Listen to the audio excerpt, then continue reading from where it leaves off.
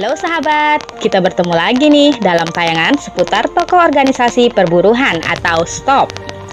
Langsung saja nih sahabat, kali ini kita akan mengangkat tokoh di dunia perburuhan yang sangat menginspirasi. Siapakah mereka? Berikut cuplikannya. Yang pertama ada Raden Mas Suryo Pranoto, lahir di Pakualaman pada 11 Januari 1971. Pada periode 1919 hingga awal dekade 1920-an, terjadi pemogokan buruh pabrik di berbagai daerah di Jawa. Zaman itu pula kemudian dikenal sebagai zaman mogok. Salah satu organisatornya adalah seorang anak bangsawan keraton yang memilih turun ke pergerakan kaum buruh dan terkenal dengan julukan si Raja Mogok pada masa itu. Beliau adalah Raden Mas Suryo Pranoto. Raden Mas Suryo Pranoto sendiri merupakan kakak kandung dari Suwardi Suryoningrat atau yang dikenal sebagai Ki Hajar Dewantara. Suryo Pranoto lulusan dari Ospia Magelang dan Sekolah Pertanian Buitenzorg atau Bogor. Suryo Pranoto yang berkali-kali menolak jabatan anggota Volksraad atau Dewan Rakyat dari pemerintahan Hindia Belanda juga tercatat sebagai pendiri koperasi petani dan bekel. Gagal pada tahap itu, Suryo Pranoto mendirikan Arbeitsleger atau tentara buruh pada peristiwa kerusuhan buruh di pabrik gula Podokan pada Agustus 1918 di Yogyakarta dengan niat membantu buruh-buruh yang dipecat untuk memperoleh pekerjaan baru dan membantu keuangan mereka selagi mencari kerja. Pemogokan buruh pabrik gula itu sendiri terjadi karena akibat penurunan upah yang terus-menerus. Peristiwa ini juga menjadi tanda kelahiran personel pabrik Spon atau PFB pada November 1918. Pengumuman yang berbentuk edaran berdirinya PFB ini tegas mengatakan bahwa buruh adalah kunci kehancuran kapitalisme. Kami tahu persis bahwa kapitalisme akan hancur jika tidak ada buruh. Dan kami juga tahu benar bahwa modal hanya hasil akumulasi keluhan dan erangan kaum buruh, tulisnya dalam edaran. PFB yang awalnya hanya beranggotakan 750 orang, meningkat pesat pada masa panen penggilingan tahun 1919. Anggotanya menjamur di semua tanah perkebunan gula di Jawa. Sejak saat itu, di berbagai pabrik gula terjadi pemogokan buruh atas inisiatif sendiri untuk menuntut kenaikan upah, persamaan hak antara buruh Belanda dan Bumi Putra, perbaikan kondisi kerja, 8 jam kerja sehari, libur dengan bayaran 1 hari penuh, dan upah lembur. Pada pemogokan tersebut, PFB juga menerbitkan surat kabar buruh bergerak bersama Suryo Pranoto, Sumodi Harjo, dan Hadi Subroto sebagai editor. Pada akhir 1919, PFB menjadi serikat buruh terbesar dan militan di Hindia Belanda dengan 90 upleading dan lebih dari 70 ribuan anggota di Pulau Jawa. Suryo Pranoto sendiri kemudian dikenal propaganda serikat buruh terkemuka dengan Sarekat Islam Yogyakarta sebagai pusat pergerakan baru. Zalbeck, redaktur Batavia Nieuwsblad menjulukinya De Javaanse Edelman met en Otembreville, yang artinya bangsawan Jawa dengan tekadnya yang tak terjinakkan.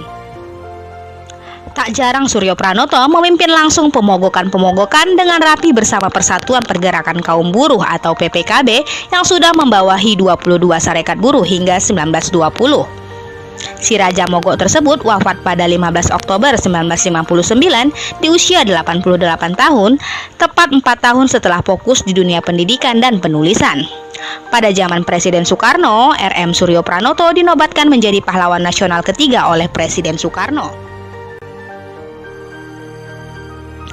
Nah, yang kedua ada Marsinah, seorang aktivis buruh perempuan yang lahir di Nglundo, Nganjuk, Jawa Timur pada 10 April 1969. Marsinah adalah seorang karyawati PT Catur Putra Surya yang aktif dalam aksi unjuk rasa buruh. Keterlibatan Marsinah dalam aksi unjuk rasa tersebut antara lain terlibat dalam rapat yang membahas rencana unjuk rasa pada tanggal 2 Mei 1993 di Tanggulangin, Sidoarjo. Pada 3 Mei 1993, para buruh mencegah teman-temannya bekerja. Komando Rayon Militer Koramil setempat turun tangan mencegah aksi buruh. Pada 4 Mei 1993, para buruh mogok total. Mereka mengajukan 12 tuntutan termasuk perusahaan yang harus menaikkan upah pokok dari 1.700 per hari menjadi 2.250. Tunjangan tetap 550 per hari mereka perjuangkan dan bisa diterima termasuk oleh buruh yang absen. Sampai dengan tanggal 5 Mei 1993, Marsinah masih aktif bersama rekan-rekannya dalam kegiatan unjuk rasa dan perundingan-perundingan. Marsinah menjadi salah seorang dari 15 orang perwakilan karyawan yang melakukan perundingan dengan pihak perusahaan. Siang hari pada tanggal 5 Mei, tanpa Marsinah, 13 buruh yang dianggap menghasut unjuk rasa digiring ke Komando Distrik Militer atau Kodim Sidoarjo. Di tempat itu mereka dipaksa mengundurkan diri dari CPS. Mereka dituduh telah menggelar rapat gelap dan mencegah karyawan masuk kerja.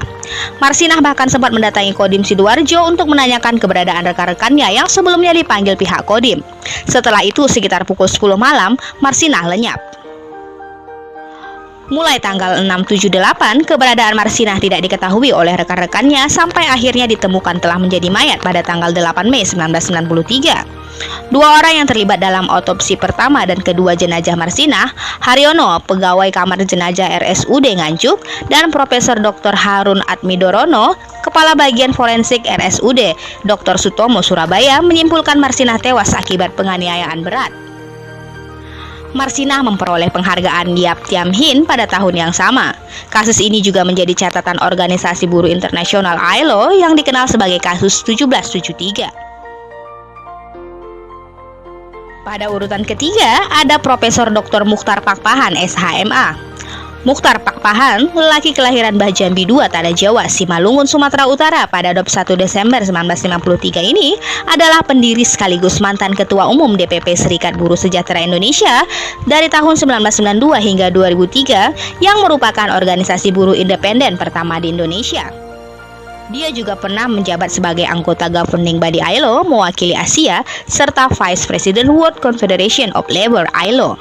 Pada tahun 2003, Mukhtar meninggalkan Serikat Buruh dan mendirikan Partai Buruh Sosial Demokrat. Pada tahun 2010, dia juga meninggalkan partai dan memilih fokus di kantor pengacaranya, Mukhtar Pakpahan Associates, serta mengajar di Fakultas Hukum Universitas Kristen Indonesia atau UKI. Pria yang akrab disapa Bang Mukhtar ini menghabiskan masa kecilnya di daerah Tanah Jawa, Sumatera Utara, dan ketika memasuki sekolah menengah atas, dia memilih hijrah ke Medan. Suami dari Rosintan Marpaung ini memperoleh gelar sarjana hukumnya di Universitas Sumatera Utara. Sementara itu, program pasca sarjananya S2 Politik di Universitas Indonesia UI pada tahun 1989. Gelar doktor hukum diraih Mukhtar di Universitas Indonesia juga pada tahun 1993 dengan disertasi yang kemudian diterbitkan menjadi buku berjudul DPR Semasa Orde Baru. Pria yang juga hobi bernyanyi dan mencipta lagu ini dikenal sebagai pejuang reformasi dan tokoh buruh Indonesia. Ketika selesai mempertahankan disertasinya, dia pernah diminta Badan Intelijensi untuk mengubah isi disertasi karena dianggap membahayakan keselamatan negara. Dirinya dianggap vokal menyuarakan perlawanan terhadap pemerintahan Orde Baru. Mukhtar Pakpahan pernah ditahan beberapa kali di penjara. Pada Januari 1994, ia ditahan di Semarang. Pada Agustus 1994 hingga Mei 1995, ia dipenjarakan di Medan karena kasus demonstrasi buruh pertama di Indonesia. Pada Juli 1996 hingga 1997, ia dipenjarakan kembali di LP Cipinang karena rangkaian disertasinya menulis buku potret negara Indonesia yang isinya diperlukan reformasi sebagai alternatif revolusi.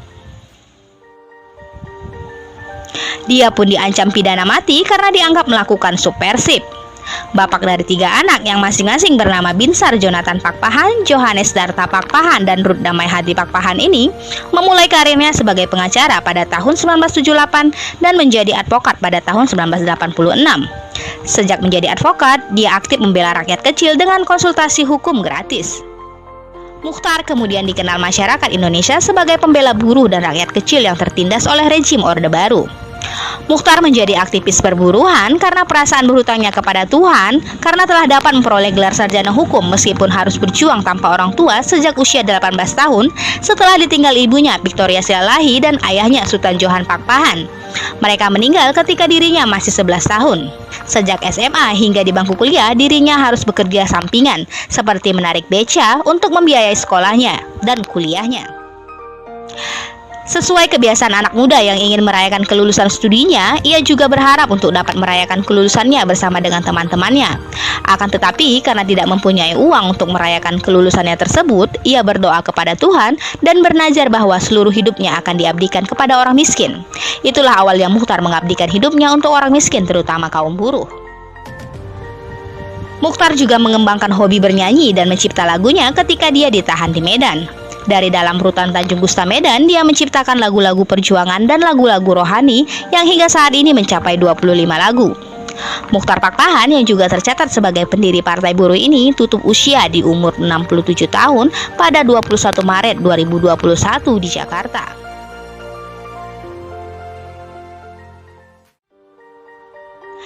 Dan tokoh perburuhan yang menginspirasi pada urutan keempat adalah Insinyur Haji Said Iqbal ME. Said Iqbal adalah Presiden Konfederasi Serikat Pekerja Indonesia atau KSPI sekaligus sebagai Presiden Federasi Serikat Pekerja Metal Indonesia FSPMI. Laki-laki kelahiran Jakarta 5 Juli 1968 ini merupakan lulusan Politeknik Teknik Mesin Universitas Indonesia, Sarjana S1 Teknik Mesin Universitas Jayabaya, Master Ekonomi S2 Universitas Indonesia. Sebelum menjadi Presiden FSPMI pada tahun 1999 hingga 2006, ia dipercaya menjadi Sekretaris Jenderal FSPMI.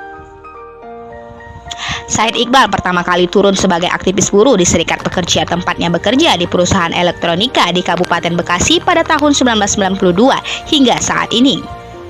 Kemudian pasca reformasi dan pemerintah membebaskan pendirian Serikat Pekerja tanpa harus berafiliasi pada Serikat Pekerja Seluruh Indonesia (SPSI), Said Iqbal bersama tokoh buruh lainnya mendirikan Federasi Serikat Pekerja Metal Indonesia (FSPMI).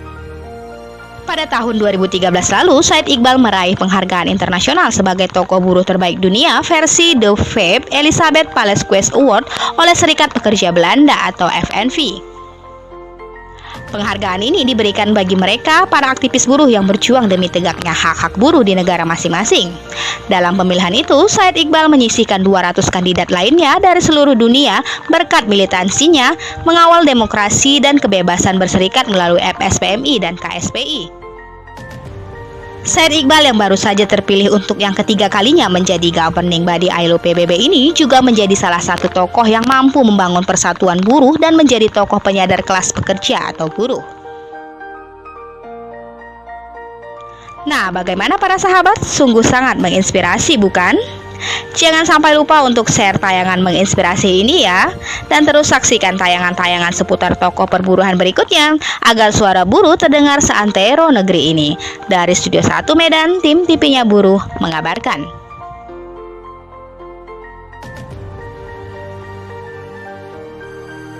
Demikian kabar buruh hari ini. Mohon like, subscribe, komen, dan share-nya ya teman-teman, agar suara buruh didengar seantero negeri ini.